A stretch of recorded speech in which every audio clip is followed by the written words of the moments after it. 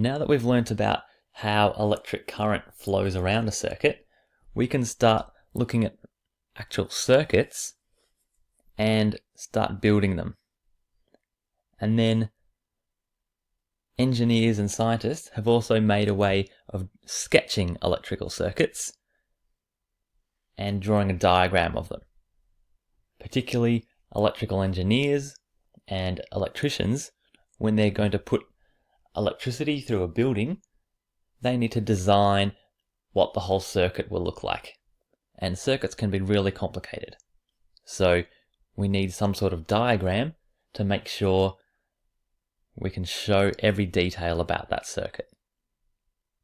So this video, we're going to look at all the symbols that we use to represent different parts of electrical circuits. So some of these features we haven't learnt about yet, and some of them we have. But we're just looking at the symbols for now.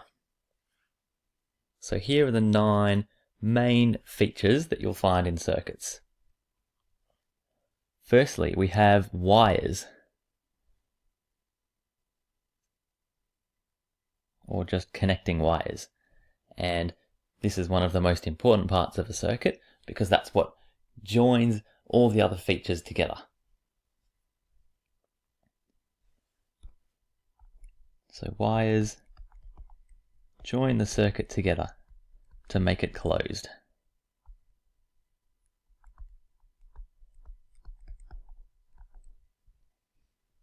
And on a circuit diagram, you can see there a wire is just represented by a straight line. The next feature that's really common in a circuit is a switch.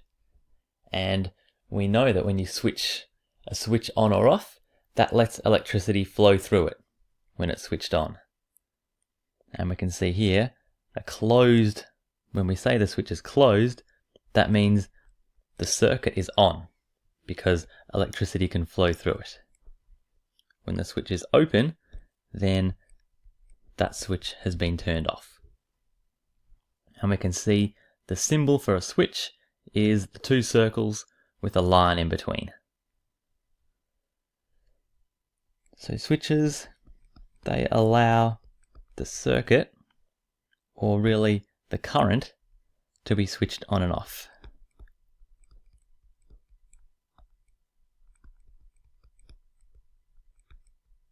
And that's one of the most important things for anything that's run by electricity. We couldn't have a microwave or anything else that just is on permanently. We need that switch. The next thing that's crucial in a circuit is the energy source.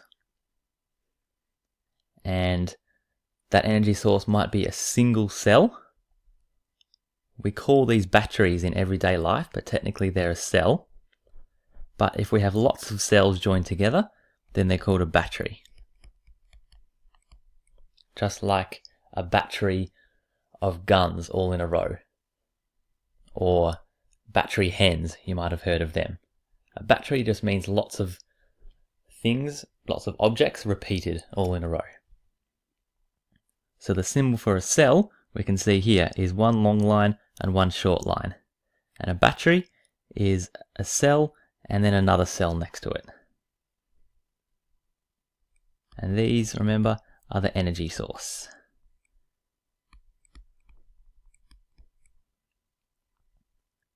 Sometimes you might see a small negative at the end here. And that means that the short line is always the negatively charged end, which means that's the direction that the current flows. Next, down here, we have resistors. And we haven't learnt about resistors yet, but they slow down the current.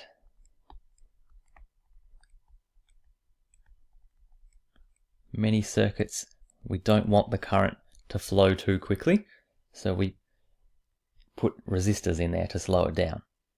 And there are actually 2 different symbols when we draw a resistor. It's either a rectangle or this zigzag symbol here. The next one we have is an ammeter. And ammeters, remember, they measure the current.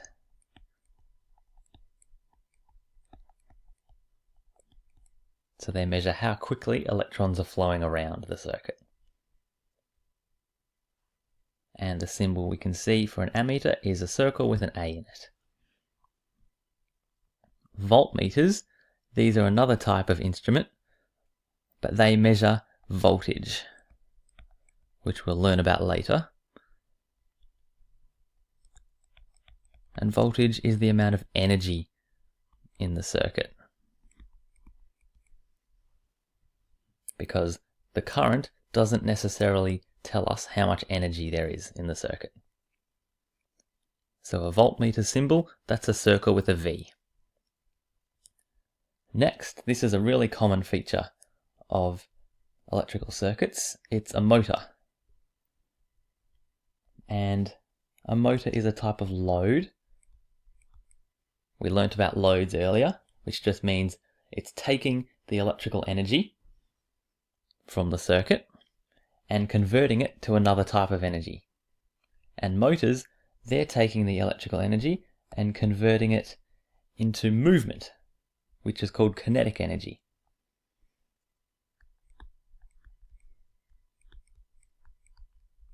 So they convert electrical energy to kinetic.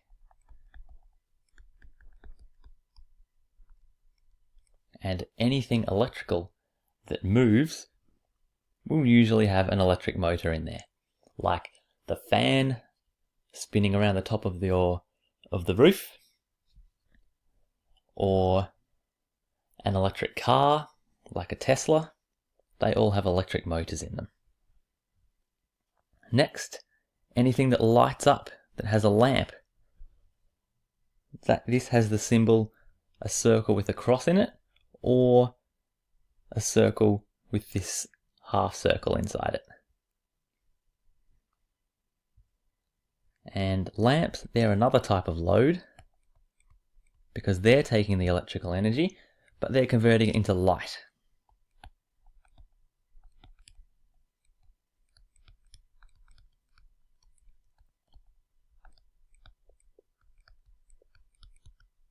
So there's another energy transformation happening there. The last type here is called a diode. And diodes have this symbol with a triangle and a line. And diodes, they make sure the current only flows in one direction.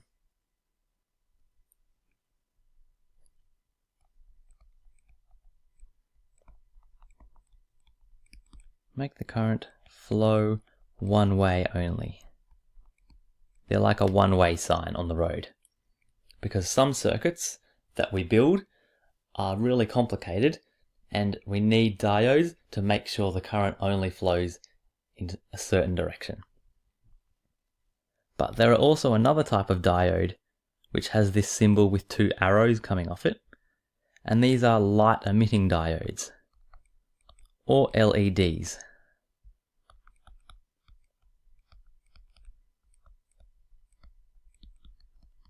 Light emitting diodes. And these still make the current flow one way, but they also light up. And they don't use much energy at all. So that's why a lot of modern lights, we're moving away from using lamps because they use a lot of energy, and we're moving towards using LEDs for lights. And you might have seen LEDs on underneath the headlights of a lot of new cars. They have these daytime lights, and we can see lots of small lights that make it up, and each one of these is an LED. So these are all the features and the symbols for electrical circuits. Let's practice drawing an actual circuit diagram. So here's an example of a circuit. We'll start on the right. We can see we've got two cells joined together to make a big battery. So to make a battery, we need to show a long line and a short line, and another long line and a short line. The black wire, that's always the negative. So we're going to show the negative end of the battery here. The short line's always the negative. Then we have some connecting wire going up to 2 globes in a row. So we'll use the globe symbols. There's 1 and 2. Then we have more connecting wires.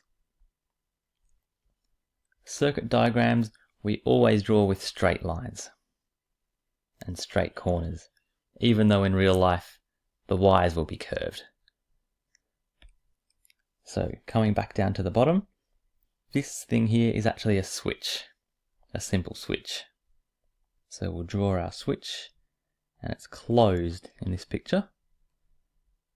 And then we have wires going back up, joining up to the battery. So in this one we have our battery, we have our 2 lights and our switch. So this is what a basic circuit diagram looks like.